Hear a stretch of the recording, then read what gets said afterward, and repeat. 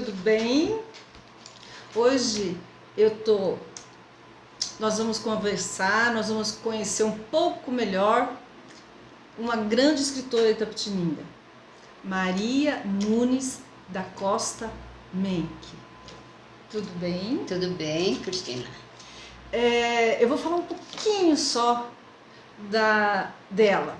O que me emocionou na história dela, e ela vai contar em detalhes dentro do possível nosso tempo. Esse canal, ele é focado, e você sabe disso, na cidadania, nas histórias das pessoas de Itapetininga, nas conquistas, nas demandas. E eu acredito que a gente tem que valorizar as pessoas da nossa terra. E a Maria, ela trata de um assunto que eu acho muito apaixonante e muito verdadeiro, e que o país, cidade, cidadãos, comunidade tem que preservar suas tradições. Folclore, as lendas, porque são essas coisas, essa cultura que vai passando de pai para filho, de geração em geração, que faz com que uma cidade, um estado, um país tenha história. E é isso que ela vai falar, dessa condição, das coisas que ela construiu, e isso me emocionou.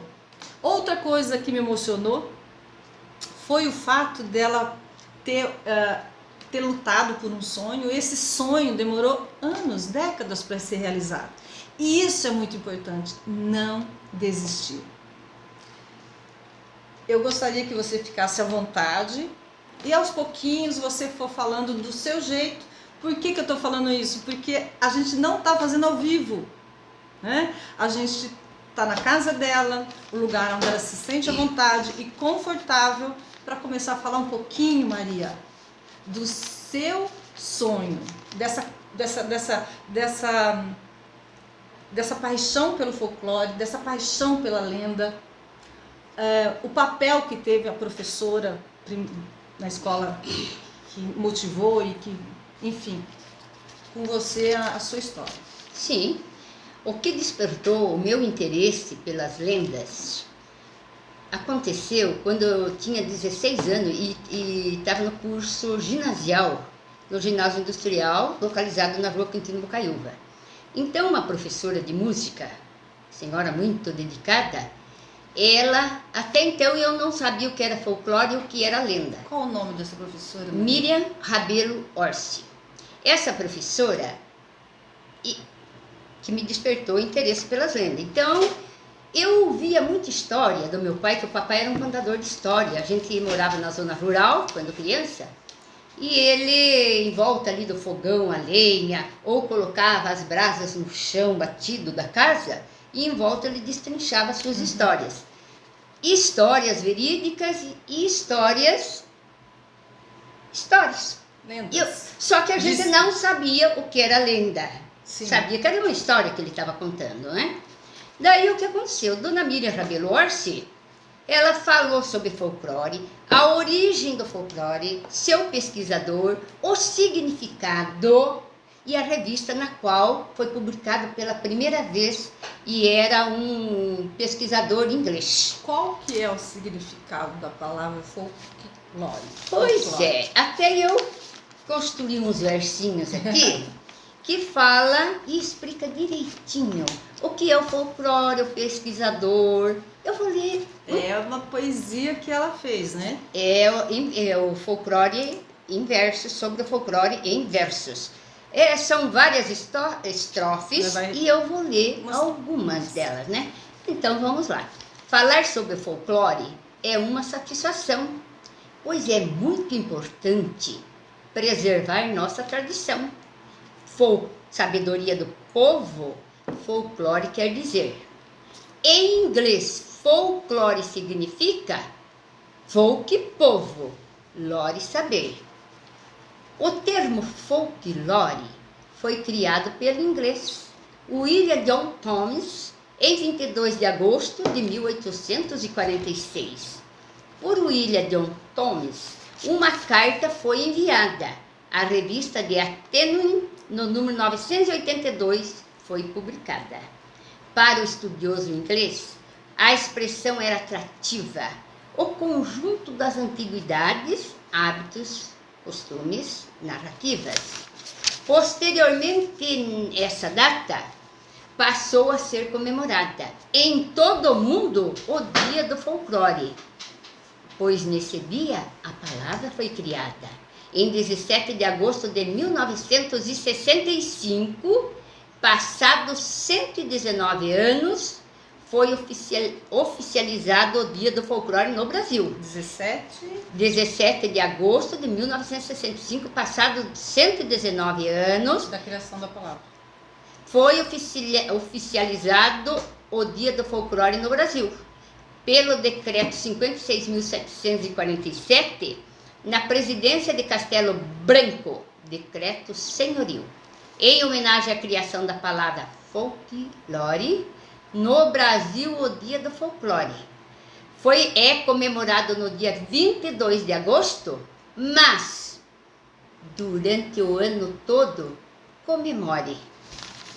Muito bem, muito bom. E aí você, aos 16 anos, com essa Maria Orsi, né? Miriam Rabelo Orsi, o que ela fez que despertou? Olha, ela fez o seguinte, então ela falou do folclore e ela leu a lenda O Negrinho do Pastoreio. Gente, a lenda do Negrinho do Pastoreio, eu já não sabia nem o que era lenda. E não conhecia a lenda, lógico, da história do Negrinho do Pastoreio. O que aconteceu? Isso mexeu com o meu emocional, o sentimento. Porque saber que uma criança também era escrava, uma criança sem pai, sem mãe, órfão, ter que sair à noite buscar os cavalos e depois acontece toda uma tragédia com uma criança. Então esta lenda retrata muito o amor às crianças, porque Nossa Senhora amparou quando aquela cera da vela transformou-se em luz, iluminou o campo, mas ela retrata a maldade, o horror das maldades praticada pelo ser humano. E hoje, infelizmente, ainda a gente vê isso.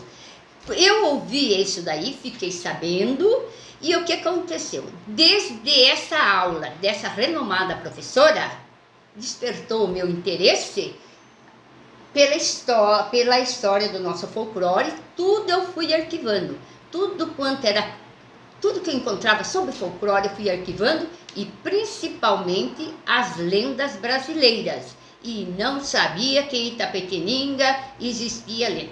Então, só para completar, a partir daí, então eu arquivei e selecionei as lendas brasileiras por região. Daí eu pensei, vou reescrever essas lendas e vou publicar um livro. Mas o que aconteceu? Não publiquei. Não. Sabe por quê? Nós vamos agora, isto foi em 1965 e eu tinha 16 anos. Não publiquei. Por quê? Em 1995, então eu já me formei professora e em sala de aula. Deixa eu perguntar uma coisa para você. A professora Miriam foi muito importante para você na condução da sua vida até, né? Nossa. A escolha da sua profissão como professora também teve um pouco dessa influência? Olha, eu já tinha vocação para ser professora. Você já tinha isso? E eu gostava muito da maneira como Miriam conduzia suas aulas. Era uma professora que vinha para lecionar, para ensinar. Inclusive, guardo o caderninho de 1965. Veja o que eu estou falando, a pura realidade. O caderninho está aqui, ó. Ela ditava os textos, tem aqui do folclore, aqui no finalzinho. Começou tudo. E a lenda, ela leu pra gente. Enquanto, eu sei que você vai falar agora de 95, também como professora, enfim, ela já vai contar. Eu só queria falar um pouquinho desse sonho que você foi acalentando desde os 16 anos, esse projeto, né, que nem ela sabia o quanto seria importante, mas que você, ao longo de tantos anos, até a continuidade dessa história em 95, o quanto é importante acreditar no sonho, né? O quanto é importante você não colocar tempo. Eu preciso fazer isso até agora, porque a vida e a história dela mostra que a realização de um sonho, de um projeto, demanda o tempo que demandar. Porque para você chegar na primeira edição, tá aqui, na primeira edição deste livro, e ela vai contar a história nessa segunda parte, resultou também de uma ação com a professora. Décadas e décadas depois. Eu achei bacana, por bem falar isso, para dar um pouco a noção da grandeza disso que você vai fazer. Porque pode parecer fácil escrever um livro, mas a definição do que foi importante toda a sua história chegou nesse livro, mas não só nesse. Então, por favor, pode continuar. Então, em 1995, né? Você já era professora do quê? Eu era professora da pré-escola. Nessa época era, porque antes eu lecionei um pouco no ginásio também, né? E você dava para voltar. Mas eu tinha outros compromissos, então eu não fiquei só na pré-escola. Então, em 1995, passado 30 anos depois que eu ouvi a lenda do Negrinho do Pastoreio, minha sedução aumentou. E sabe por que aumentou? Então, eu lecionava na escola municipal e eu desenvolvi um projeto sobre folclore em sala de aula. Como o nosso folclore brasileiro é vastíssimo, ele abrange várias categorias, deve ser dezenas de categorias, eu escolhi 3 categorias para trabalhar, porque o projeto você desenvolve tem um tempo limitado para desenvolver. Eu escolhi o folclore narrativo, o poético e o social. E foi na categoria do folclore narrativo que o meu interesse pela história do folclore de Itapetininga aumentou. Fui seduzida. Muito bem. Então, eu enviei uma atividade extra classe. Lembre-se que ela estava trabalhando com crianças de pré-escola. Pré-escola. Então, eu enviei uma atividade extra classe onde a questão pedia: papai, mamãe, vovô ou vovó, escreva uma lenda da cidade de Itapetininga. Gente, o resultado foi surpreendente. Nossa, até agora Vieram tantas lendas. Eu falei, meu Deus, mas Itapetininga é rica em lendas. E eu comecei, eu fiquei tão assim emocionada. E eu tinha uma empresa na mesma vila onde a escola estava localizada. E ainda está localizada. Qual é? A Vila Oreste. Era a Vila Olho d'Água, atualmente Vila Oreste. E a minha empresa estava lá e a escola que eu lecionava era lá também, né? Então eu recebia muitos clientes e eu fui contando daquilo. E você acredita que as pessoas foram contando para mim? Aquela pessoa contava para outra, a outra contava para a outra, e lenda, e eu lá mesmo no meu estabelecimento, anotando tudo. Era em papel de pão, era em qualquer coisa, eu estava anotando as lendas. O que aconteceu? Então, o que aconteceu? Eu peguei e falei, meu Deus, vou lançar um livro. O que eu fiz? Reescrevi as lendas, porque eles contam. Mas o que eu acho mais interessante, gente, nesse negócio dela reescrever as lendas, é que, veja, 30 anos depois, 30 anos. Com muitas e muitas histórias, ela talvez já tivesse a noção de que quisesse escrever um livro, mas o que, veja, o sonho, o insight, 30 anos depois, a decisão da realização do sonho foi falar sobre Itapetininga. O sonho, a tradução do seu sonho, você nem sabia. Mas nunca imaginava. Que a tradução do sonho dela foi fazer um livro, justamente desenvolver um trabalho sobre o folclore tapetiningano. Muito bem, o fascínio e a euforia tomou conta de mim. Certifiquei-me de que Itapetininga era o quê? Rica em lendas. Pensei, isso não pode cair no esquecimento. Vou resgatar, vou registrar, divulgar, para preservar a história da nossa cidade. O folclore narrativo de nossa cidade. Esse imaginário fértil desse povo itapetiningano. Qual que... Não, vou perguntar depois, continue. Muito bem. E assim eu fiz. Eu ouvia, reescrevia e em 2002, 37 anos decorrido, depois que ouvi a lenda do Negrinho do Pastoreio, lancei o quê? Este livro de lenda de Itapetininga e um caderninho de atividade. A curiosidade desse livrinho é tão, a função é tão importante. O que fala? O que lê aqui e grava aqui? Lê aqui e memoriza aqui. Exatamente. A história. E outra coisa, foi feito com muita cautela. Para quê? Para não tirar o prazer da leitura dos nossos leitores, principalmente das crianças. Porque este caderninho, Cris, o papai pode trabalhar com os filhos, a mamãe, o papai, qualquer pessoa pode brincar com isso daqui. Ele é prazeroso, muito bom, muito gostoso, porque tem jogos, tem uma série, só se vendo. Além muito de didático, Agora eu, como professora, não poderia deixar de colocar um caderninho. E olha, e como este livro e este caderninho foi utilizado em sala de aula. Tornou-se uma ferramenta para os nossos professores.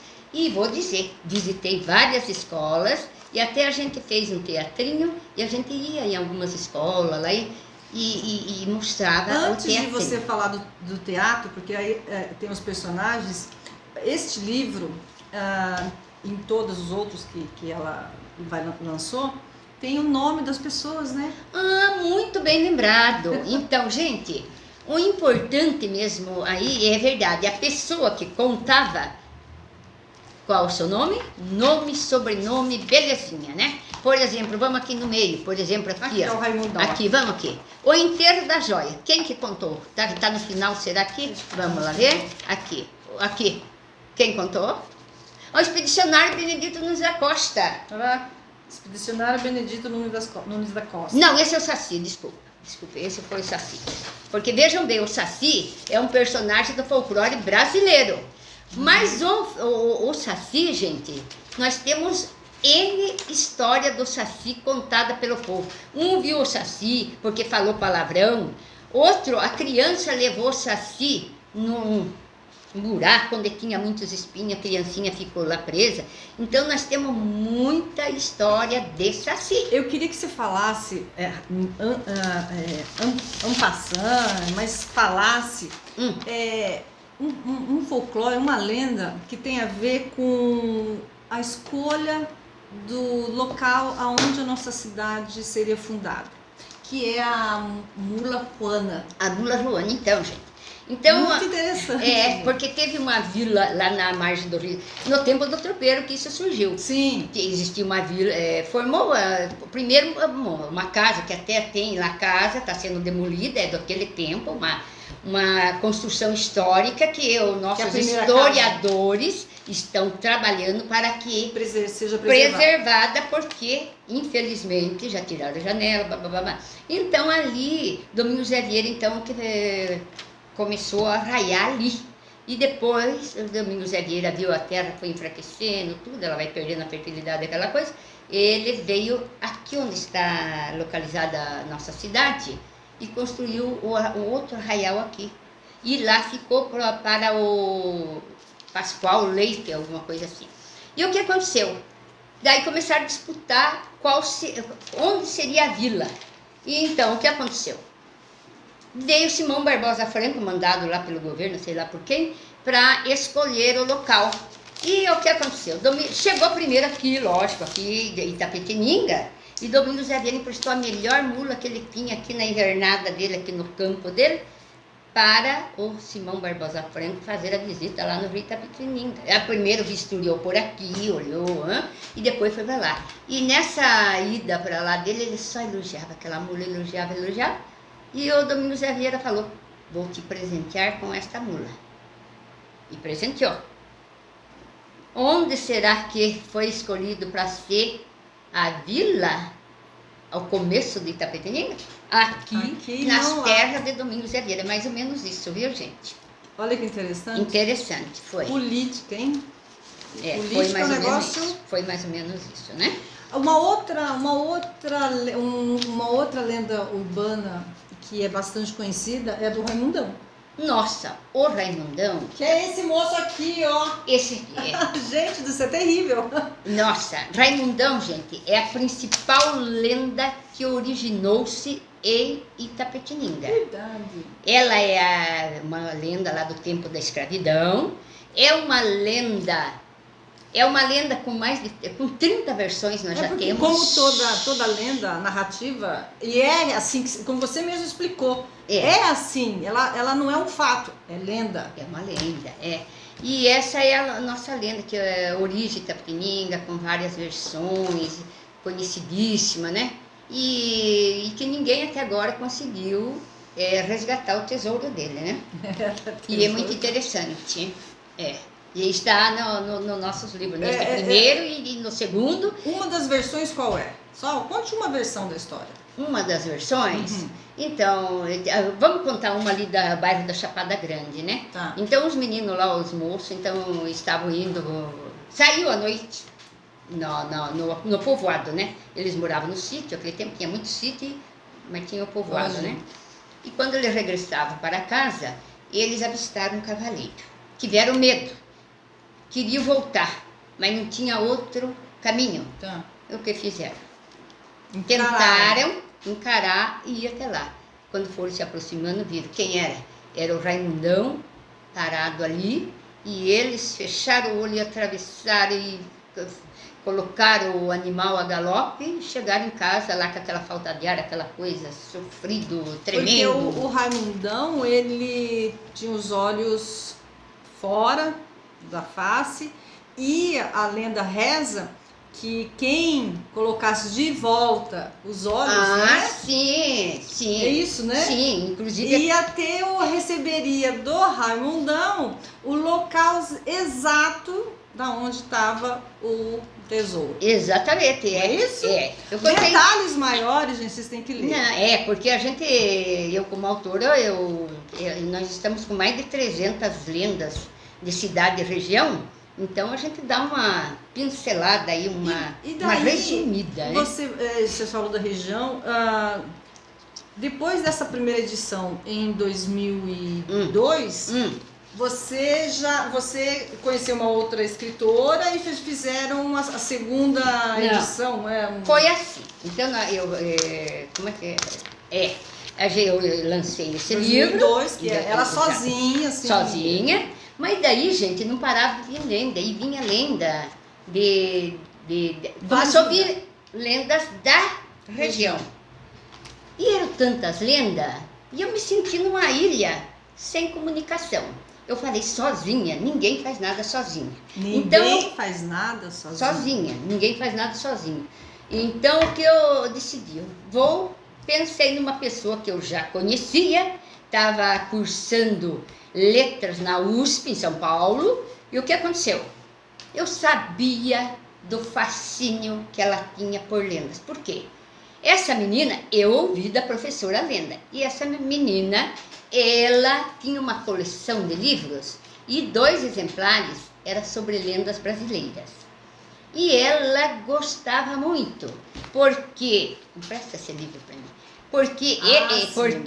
Porque a coleção dela, a coleção da menina, era como foi lançado aqui, ó. Então, tinha a lenda e tinha uma página com a ilustração bem grande.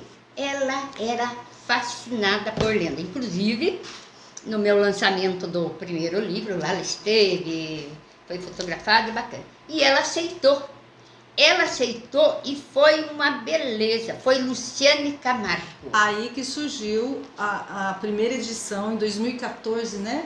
De Lendas de Itapetininga e região. De Lendas de Itapetininga. Porque o primeiro foi Lenda de Itapetininga. O primeiro foi em 2002. É. Depois, em 2014, já com a Luciane, uma parceria com a Luciane, elas fizeram Lendas de Itapetininga e região. E depois... Espera lá. Isto aqui, e também tem em 2014, após 49 anos que eu vi a lenda do Negrinho do Pastoreio. Após 49 anos, foi lançado o segundo livro, que é Lenda de Itapetininga Região, e um caderno de atividade de acordo com as lendas deste livro. Uhum. Aquele lá foi de acordo com o primeiro, acompanhando este, né? E, meu Deus, foi um sucesso. Gente, foi um sucesso. Uma que ela é boa na tecnologia, que eu não sou, e ela é. Foi um sucesso, o resultado foi prazeroso. E daí, o que aconteceu? Como o primeiro livro, estava sendo muito procurado pelos leitores e pelos professores, nós resolvemos dar uma relida nisso daqui, arrumar alguma coisa, e em 2016... A segunda edição. Passados 51 anos que eu vi a lenda do Negrinho, do Pastoreio, lançamos a segunda edição do livro Lendas de Itapetininga. É importante dizer também, gente, que quando ela fala do quanto foi usado nas escolas, a gente foi feito vários personagens em tamanhos grandiosos, que foi usado em escolas, usado até no carnaval. Aqui, ó, né? Desfile. Fale um pouquinho aqui olha aqui o retrato do... O Raimundão. Ele tem 2 metros de altura, tem lobisomem, tem o corpo seco, tem os espantalhos, tem o saci. Tem a mulher de branco, né? Mulher de branco. Tem a mulher de preto, tem a dama de preto, tem a barrica, tem o boi da cara preta. Outra coisa, são coisas que a gente não sabe, ou pelo menos é só naquele momento que é divulgado e depois não se guarda na história, ou enfim. Foram para Bienal do Livro em 2016, 26 de agosto. Vocês lançaram lá na Bienal esse livro? Não, a segunda edição? Não, a segunda e o livro de Itapetininga Região e a segunda edição, nós fizemos uma tarde de autógrafo na livraria Martins Pontes, na Paulista. Olha que bacana. Isso, nós fizemos lá e foi muito bacana. Nossa, olha, gente, foi só sucesso, maravilhoso. A Bienal, nós entramos lá numa como é que diz? Stand. Independente. E foi colocado personagem, não cabia que personagem todinho inteiro, assim vamos dizer, a gente colocava o rostinho dele, foi colocar. Gente, foi um sucesso. As pessoas perguntavam, mas não tem lenda da nossa cidade? Olha, pessoas do interior paulista que visitavam a Bienal, queriam saber se não tinha. Olha, e lá ouvimos história, e lá tivemos muitas ideias boas, trocamos ideia com os autores. Olha, foi muito bacana. Então muitas ideias surgiram, convite. Nós, por exemplo, fizemos personagens, como a Cris falou, brindes. Então, nos eventos que nós fizemos aí nas praças, pode pegar. Nos eventos que nós fizemos nas praças aqui da cidade, no Centro Cultural, nós, além de levar os personagens, e também falando, eu vou mostrando, gente, e a gente também confeccionou brindes porque tinha gincana Nós fizemos gincana do Saci, fizemos gincana da Barrica, acertar o olho do Raimundão. Aqui, ó, acertar o olho do Raimundão.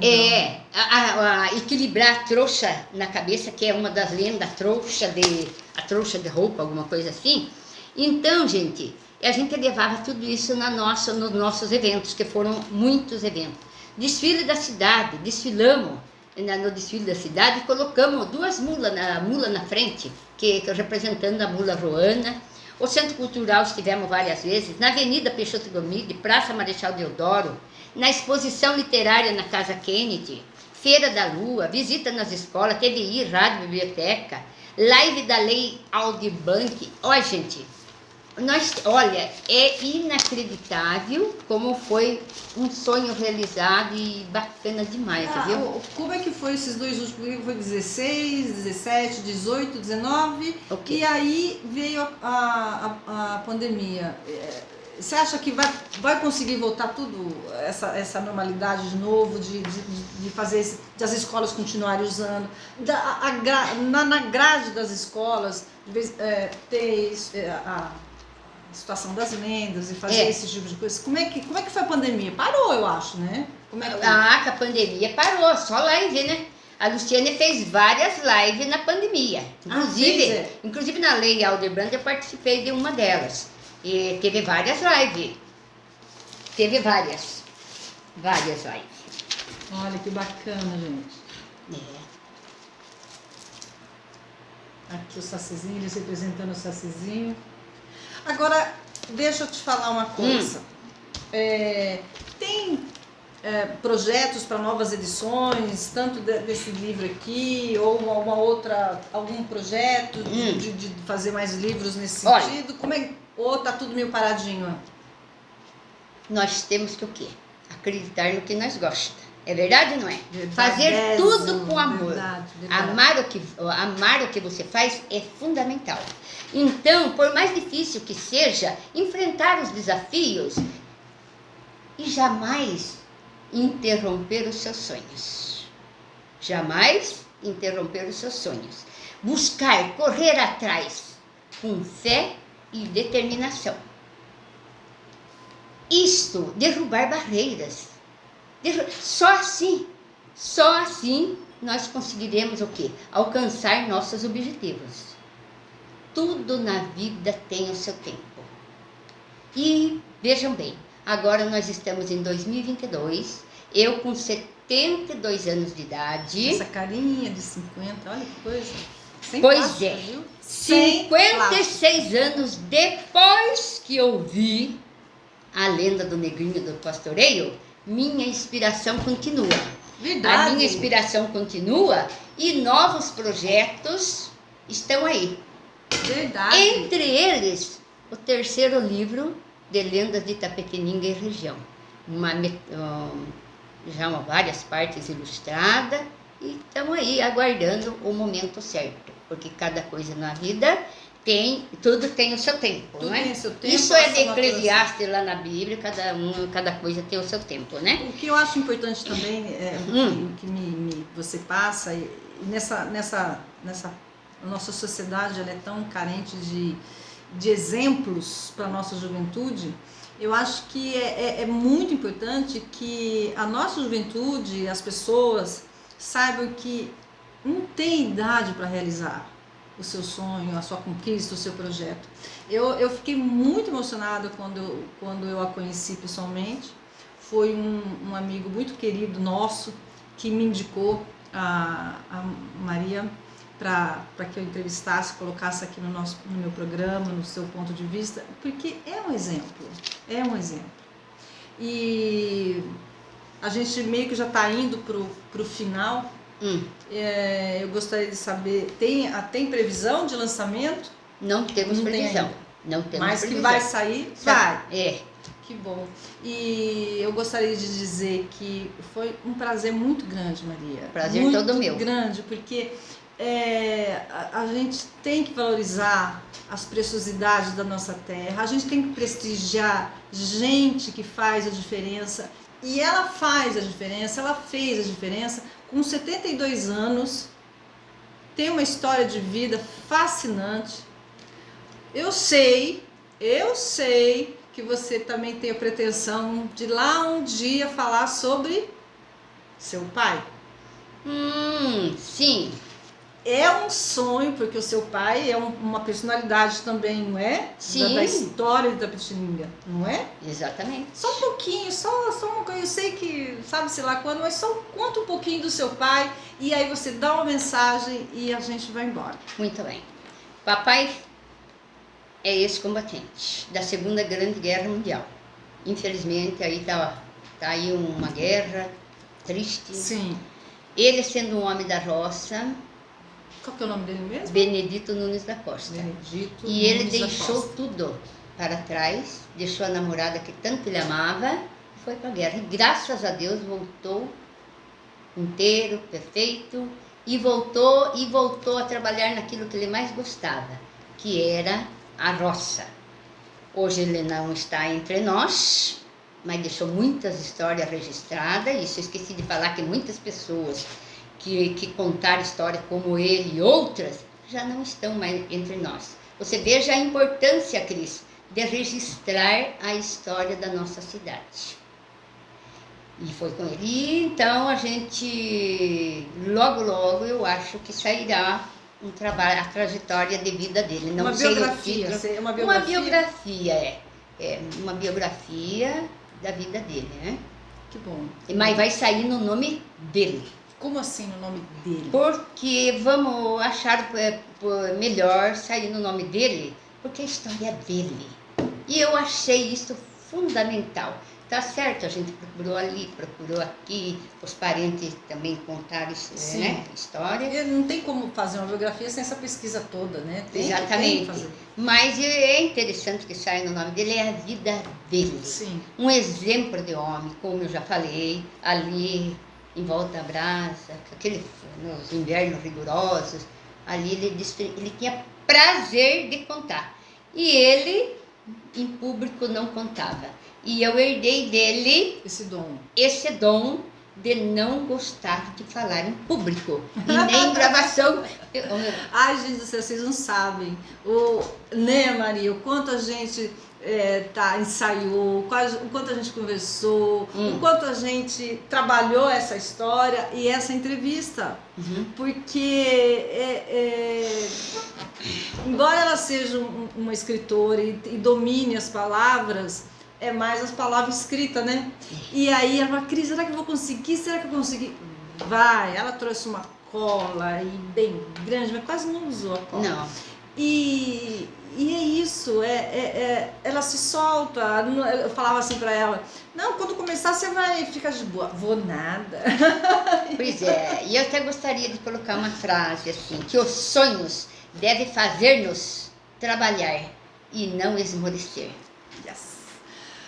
E com essa frase de incentivo e de amor ao conhecimento, à educação, ao papel preponderante do professor na vida de um ser humano, eu me despeço de vocês, a gente se despede de vocês, agradeço demais, Maria, e conte com esse canal sempre que se quiser falar, convidar a Luciane quando for fazer os novos livros.